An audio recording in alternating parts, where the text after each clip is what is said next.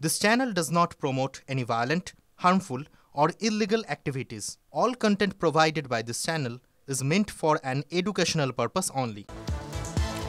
Political নিউজের শুরুতেই আজ দিলীপ ঘোষ শ্রমিক ভট্টাচার্য বৈঠকের খবর। একবার ভাবুন আপনারা, শ্রমিক ভট্টাচার্য রাজ্য বিজেপির নবনির্বাচিত সভাপতি, কিন্তু তাও আমি যখন শুরু করলাম আমি কি বললাম? দিলীপ ঘোষ শ্রমিক ভট্টাচার্য বৈঠকের খবর। একবারও বললাম না কিন্তু শ্রমিক ভট্টাচার্যের সঙ্গে দিলীপ ঘোষের বৈঠকের খবর। সাধারণভাবে শুভেন্দু অধিকারী সুকান্ত মজুমদার, সুকান্ত মজুমদার শুভেন্দু অধিকারী, বা শুভেন্দু অধিকারী শ্রমিক ভট্টাচার্য, শ্রমিক ভট্টাচার্য শুভেন্দু অধিকারী, এভাবে নাম আসে। কিন্তু না দলের বিরোধী দলনেতা, না দলের রাজ্য সভাপতি, না কেন্দ্রীয় নেতৃত্বের কোনো পদে এখন তিনি আছেন, তবুও শ্রমিক ভট্টাচার্যের সঙ্গে বৈঠকে বসলে আগে তাঁর নামটি আসে। কারণ দিলীপের ভাষায় বললে নিশ্চয়ই দম আছে বলেই। বিজেপি নেতৃত্বের সঙ্গে দিলীপ ঘোষের দূরত্ব কি ঘুঁচতে চলেছে? আজ সকাল থেকে জল্পনা চলছিল, তার কারণ সল্টলেকে বিজেপির অফিসে দলের রাজ্য সভাপতির সঙ্গে দিলীপ ঘোষের বৈঠকের খবর, যা TV9 বাংলা প্রথম ব্রেক করে এবং তাতে তারপরে সিলমোহর দিয়ে দেন দিলীপ ঘোষ স্বয়ং। জানিয়ে দেন সাহায্য চাইলে যাব বই কি। তিনি গেলেন এবং এই দেখুন শ্রমিক ভট্টাচার্যের সঙ্গে দিলীপ ঘোষের সেই একান্ত বৈঠকের ছবি, যে বৈঠকে আলাপ আলোচনা কথাবার্তা তো হয়েছে। এই বৈঠকের ভিতরে যে ছবি, ঘরের ভিতরের যে ছবি, তাতে পাশাপাশি দুজনের চোখ মুখ এবং আমরা যাকে বলি বডি ল্যাঙ্গুয়েজ দেখলে এটা স্পষ্ট, কোথাও সামান্যতম দূরত্বের কোনো আভাস নেই।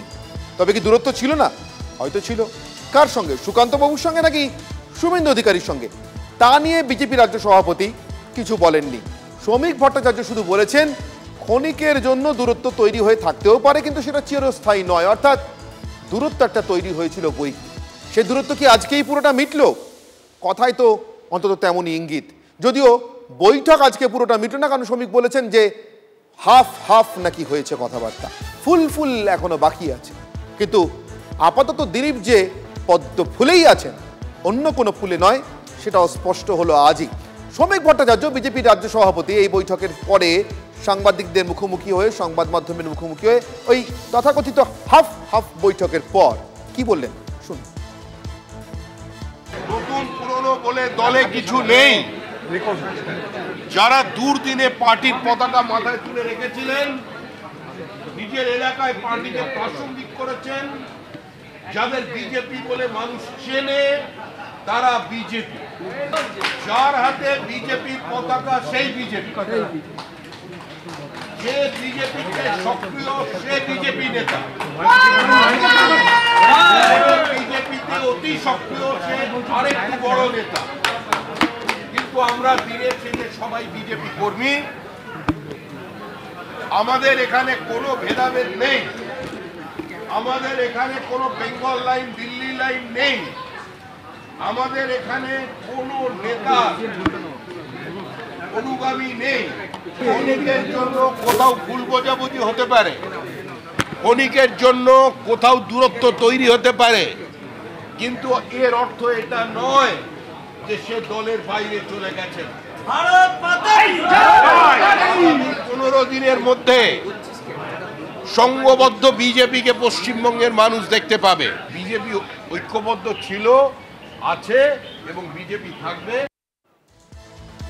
যে কথা বলছিলাম, সকাল থেকে জল্পনা চলেছে দিলীপ ঘোষ শ্রমিক ভট্টাচার্য বৈঠক। সে জল্পনার শেষে বৈঠকও হয়েছে।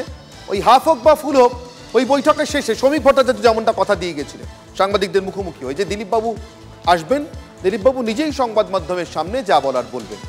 দিলীপ ঘোষ যা বললেন সেটা শুনলে আপনার মনে হতেই পারে দিলীপ ঘোষ নিজেকে কখনো দূরে সরিয়ে রাখেননি বা নিজেকে কখনো দূরে গেছেন বলেও ভাবেননি। এই তার নমুনা। দাম যার থাকে মার্কেটে না, তাকে নিয়ে জল্পনা হয়, সেই তার সেলের কথা ওঠে। যাদের দাম নেই তাদের কিনবে কে? রাস্তায় পড়ে আছে। দিলীপ ঘোষের দাম আছে, দিলীপ ঘোষের দাম থাকবে, কারণ দিলীপ ঘোষের মধ্যে কোনো ভেজাল নেই।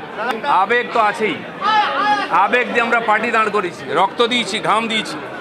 150 জনের বেশি কর্মী আমার সামনে প্রাণ দিয়েছে। সেই আবেগ বুকের মধ্যে, সে আগুনটা আছে, আমার নয়, বাংলার লক্ষ লক্ষ কোটি কোটি কর্মীর আগুন আছে। সেই আগুন নিভতে দেবো না আমরা, যতই বৃষ্টি হোক। আর এই আগুনে আমরা পরিবর্তন করব। এই মুহূর্তে সৌরভ ঘোষ সরাসরি আমার সঙ্গে রয়েছেন। সৌরভের দীর্ঘ রাজনৈতিক সাংবাদিকতার ক্যারিয়ারে দিলীপ ঘোষের বহু একান্ত সাক্ষাৎকার সৌরভ নিয়েছেন এবং এবারেও শ্রমিক ভট্টাচার্য রাজ্য সভাপতি হওয়ার পর প্রথম সাক্ষাৎকারটি সংবাদ মাধ্যমে TV9-এর সৌজন্যে যেটা সামনে আসে এবং সেটা সৌরভ গুহরই নেওয়া এই মুরলীধর সেন লেনের পুরনো পার্টি অফিস থেকে। ঠিক সেখান থেকে সৌরভ তোমার কাছে আমার জিজ্ঞাসা, দিলীপ ঘোষকে ঘিরে আজকে যে উচ্ছ্বাসটা দেখলাম সৌরভ, তোমার নিশ্চয়ই স্মরণ থাকবে 2019 পরবর্তী 21-এর বিধানসভা পূর্ববর্তী সময়ে সাধারণভাবে অন্য দল থেকে কোনো নেতা, কোনো হেভিওয়েট নেতা বিজেপিতে যোগদান করলে এরকম একটা উচ্ছ্বাস সেই নেতার অনুগামীদের মধ্যে দেখা যেত। নতুন নেতা দল বদলেছেন, নতুন দলে এসছেন, নেতার অনুগামীরা তার পিছন পিছন এসে তাদের দাদাকে বা যদি তিনি নেত্রী হন তাদের দিদিকে বরণ করে নিচ্ছেন এবং উচ্ছ্বাস প্রকাশ করছেন। দিলীপ ঘোষকে ঘিরে আজকে তার অনুগামীদের যে উচ্ছ্বাসের চেহারাটা দেখলাম, তাতে আমার তো মনে একটাই প্রশ্ন আসছে, সৌরভ, দিলীপবাবু কি দলে থেকেও প্রায় দলছুট হয়ে পড়েছিলেন? এটা কার্যত নতুন দলে আসার মতোই ব্যাপার, নতুন করে আসা। শক্তি প্রদর্শন, রাজ্য বিজেপি দপ্তরে এসে আরও একবার দাবাং দিলীপ নিজের শক্তি প্রদর্শন করলেন এবং নিজের জনপ্রিয়তা কার্যত দেখালেন রাজ্য বিজেপিতে। একদিকে তিনি যেমন শ্রমিক ভট্টাচার্যের নামে জিন্দাবাদ বলেছেন দল যাকে মনোনীত করবে তিনি নেতা, বলেছেন আমি সক্রিয় আছি, কলকাতায় নয়, আমি যেখানকার পার্টি মেম্বার সেই পশ্চিম মেদিনীপুরে সক্রিয় আছি। কিন্তু একটা কথা তিনি তার কর্মী সমর্থকদের মাঝখানে দাঁড়িয়ে বলেছেন যে যার দাম থাকে তাকে নিয়েই জল্পনা চলে, যার দাম থাকে না তাকে নিয়ে কোনো আলোচনা হয় না, সে রাস্তায় পড়ে থাকে। অর্থাৎ দিলীপ ঘোষ এসেছেন শ্রমিক ভট্টাচার্যের সঙ্গে সৌজন্য সাক্ষাৎ করতে, কিন্তু একই সঙ্গে দাবাং দিলীপ তার পুরনো মেজাজে, একই মেজাজে নিজের শক্তি প্রদর্শন করতেও কিন্তু পিছুপা হলেন না। তিনি যে দিলীপ ঘোষ এবং ডাক দিলেন কি 2019-এর আগের যে পরিবেশ পরিস্থিতি, সেই পরিবেশ পরিস্থিতিকে ফিরিয়ে আনতে হবে 2026-এর বিধানসভা নির্বাচনকে। আমার সঙ্গে থাকো সৌরভ, তুমি আমার সঙ্গে থাকো। শুধু এইটুকুই বলেননি দিলীপ ঘোষ, তার সঙ্গে এটাও স্পষ্ট করেছেন নতুন সভাপতির নেতৃত্বে ক্ষমতা দখলের পথে এগিয়ে যেতে তার কোথাও কোনো সংকোচ আড়ষ্ট ভাব এতটুকু নেই। কি বলেছেন শ্রমিকের নেতৃত্ব নিয়ে দিলীপ ঘোষ, শুনুন। কমিটি হয়নি, জেলা কমিটি হয়নি, রাজ্য কমিটি হয়নি। আমি বলেছি যে আমি নয়, সমস্ত পুরনো কর্মীরা আপনার সঙ্গে আছে, সবার বিশ্বাস আপনার হাত ধরে আমরা নবান্নে পৌঁছবো। আপনি যা আদেশ করবেন, সব কর্মীরা, দিলীপ ঘোষ ও পার্টির একজন সাধারণ কর্মী, আপনার নেতৃত্বে আমরা লড়াই করতে রাজি আছি। আমি সক্রিয় আছি সবসময়, বুথ থেকে রাজ্য। সৌরভ, আমি একটা কথা তোমাকে খুব স্পষ্ট করে জিজ্ঞাসা করবো, তোমার পক্ষে উত্তর দেওয়া আমার মনে হয় খুব সহজ হবে, কারণ তুমি দীর্ঘদিন ধরে রাজনীতি কভার করছো। রেসিপ্রোকেশন বলে একটা কথা আছে রাজনীতিতে, দিলে ফেরত পাবে। শ্রমিক ভট্টাচার্য রাজ্য সভাপতির চেয়ারে বসার পরই প্রথম যে কাজটি করেছিলেন, কোনো নেতার মুখ না রেখে, বলা ভালো সব নেতার মুখ সরিয়ে শুধুমাত্র বিজেপির সিম্বল রেখে প্রেস কনফারেন্স করবার নতুন নিয়ম চালু করেছে। দিলীপ ঘোষের জন্য জান কবুল লড়াইয়ে ফেরাটাকে আর একটু ইজি করে দিয়েছেন। শুভেন্দু অধিকারী, সুকান্ত মজুমদার, শ্রমিক ভট্টাচার্যের মুখ নেই, তারাও যেমন, দিলীপও তেমন, নেতাও বটে, কর্মীও বটে, শুধু পদ্ম ফুলের জন্য লড়ছেন।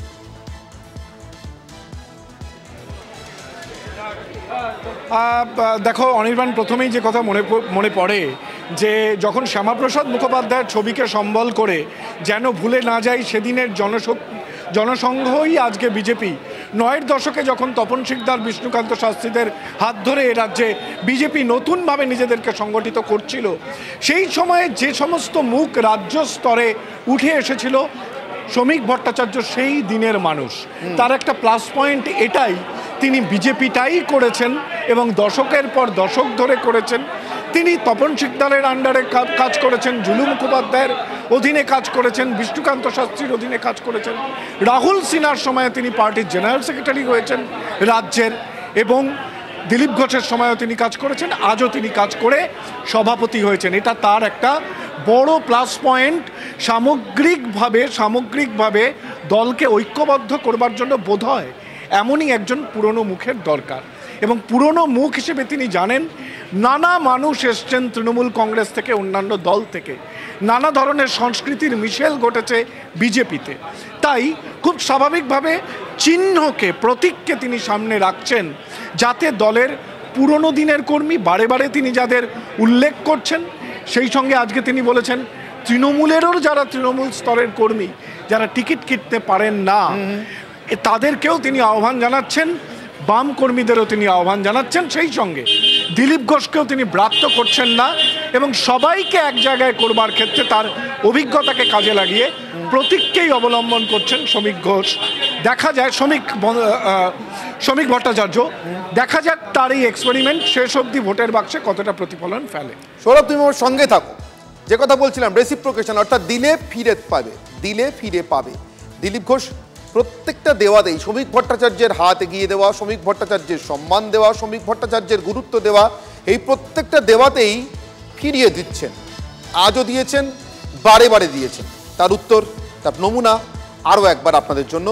দিলীপবাবু কর্মীদের নিয়ে কি বললেন, নেতাদের নিয়ে কি বললেন, আর মেদিনীপুর নিয়েই বা কি বললেন, শুনুন। যে কর্মসূচিতে আমার থাকার কথা সেখানে আমাকে ডাকা হবে। আমি এই রাজ্যের কোনো পদাধিকারী নই, আর সেই জন্য এই রাজ্যের সব মিটিংয়ে আমাকে থাকতে হবে এরকম নয়। এখন সাংগঠনিক কাজ চলছে, বুথ তৈরি ইত্যাদি, নির্বাচন আগে। আমি আমার যে জেলায় যেখানে আমি মেম্বার, পার্টির মেম্বার, আমি যেখানে ভোটার মেদিনীপুরে, সেখানে আমি বুথে গেছি, বুথে কর্মীদের নিয়ে বৈঠক করেছি, বুথ বানিয়েছি, এখনও চলছে। এবং আমাদের মেদিনীপুর জেলার কর্মীরা খুব উৎসাহে কাজ করছেন। মেদিনীপুরই এগিয়ে আছে সবচেয়ে বেশি। আমি যা খবর পেলাম 700 বেশি বুথ হয়ে গেছে। মাননীয় রাজ্য সভাপতি যখন জেলা সফর শুরু করবেন, আমরা চাইব মেদিনীপুরে প্রথমবার আসুন, সেখানে সমস্ত কর্মীরা তাকে সম্মান জানাবে। সৌরভ, এখানে তোমার কাছে আমার একটা প্রশ্ন আছে। দিলীপ ঘোষ এক মেদিনীপুরের নেতা, সেখানে সাংগঠনিক কাজ করছেন, তার ঠিক পাশে আরেকটা মেদিনীপুরও আছে। এই পশ্চিম আর পূর্বের যেমন একটা সীমানা আছে, দিলীপ ঘোষ আর শুভেন্দু অধিকারীরও কোথাও যেন একটা অলিখিত সীমানা আছে বলে রাজ্য বিজেপির ভিতরে বাইরে কর্মী সমর্থক সকলের মনের ধারণা। এই ধারণাটাও কি শ্রমিক ভট্টাচার্য সামনের দিনে ভাঙতে পারবেন? তিনি রাজ্য সভাপতি হিসেবে দায়িত্ব নেওয়ার পর দিলীপের আহ্বানে পশ্চিমে প্রথম যাবেন, না পূর্বে প্রথম যাবেন, নাকি একই দিনে দুই মেদিনীপুরেই যাবেন? অনির্বাণ, খুবই ইন্টারেস্টিং একটা প্রসঙ্গ তুমি তুলেছো। ঠিকই তাই, একদিকে পশ্চিম মেদিনীপুর, সেখানে দিলীপ ঘোষ তার পুরনো কেন্দ্রে আবারও ফিরে পাওয়ার জন্য চর্চা করে চলেছেন, এবং পাশেই পূর্ব মেদিনীপুর, একদিকে পশ্চিম মেদিনীপুর আর পূর্ব মেদিনীপুর, সেখানে রয়েছেন বিরোধী দলনেতার গড় বলে পরিচিত সেই পূর্ব মেদিনীপুর। নিঃসন্দেহে শ্রমিক ভট্টাচার্যের কাছে কিন্তু বেশ কাঁটার মুকুট বলা যায় এই বিজেপির রাজ্য সভাপতি পদটা। তার কারণ, বিজেপি যখন তিনি শুরু করেছিলেন তখন বিজেপি একটা নির্দিষ্ট রাজনৈতিক সংস্কৃতি এবং কর্মসূচি নিয়ে চলছিল, কিন্তু তারপরে বিজেপিতে প্রচুর পরিমাণে বাইরে থেকে লোক আসেন, ভিন্ন ভিন্ন রাজনৈতিক সংস্কৃতির মিশেল ঘটেছে বিজেপিতে। এই মুহূর্তে একদিকে তেজি ঘোড়া বিরোধী দলনেতা শুভেন্দু অধিকারী, অন্যদিকে অভিমানী দূরে সরে থাকা দিলীপ ঘোষ, একদিকে দলের অত্যন্ত পুরনো দিনের সেই সমস্ত বিজেপি কর্মীরা এবং তৃণমূল বা অন্যান্য দল থেকে আসা কর্মীরা যারা তৃণমূল বিরোধী কিন্তু একেবারে শুরুর দিনের বিজেপি কর্মী নয়। এতগুলো জিনিসকে এক জায়গায় আনবার যথেষ্ট চ্যালেঞ্জিং রোল কিন্তু পালন করতে হবে শ্রমিক ভট্টাচার্যকে। নিঃসন্দেহে এটা দেখবার যে তিনি কিভাবে এটাকে ব্যালেন্স করেন, এটার কাঁটার মুকুট হয় নাকি এই গোটা ব্যাপারটাকে একটা নতুন সম্ভাবনার মধ্যে দিয়ে তিনি পরিচালিত করতে পারেন। নিশ্চিতভাবে রাজনৈতিক মহল সেদিকে নজর রাখবে রাজ্য বিজেপির একাদশতম সভাপতির এই কর্মকাণ্ডের দিকে। অনেক ধন্যবাদ সৌরভ, আপাতত তোমাকে অনেক ধন্যবাদ। সৌরভ গুহ বিজেপি সল্টলেকের দপ্তর থেকে আমাদের সঙ্গে ছিলেন, যেখানে কিছুক্ষণ আগে শ্রমিক ভট্টাচার্য এবং দিলীপ ঘোষের সেই বহু চর্চিত, বহু প্রতীক্ষিত এবং বহু মানুষের নজর রাখা বৈঠকটা শেষ হয়েছে। সেই বৈঠকের পর বিজেপির ভিতরে আর বাইরে আর কি বদলায় সেদিকে স্বাভাবিকভাবেই মানুষের আগ্রহ ছিল, আছে এবং ভবিষ্যতেও থাকবে।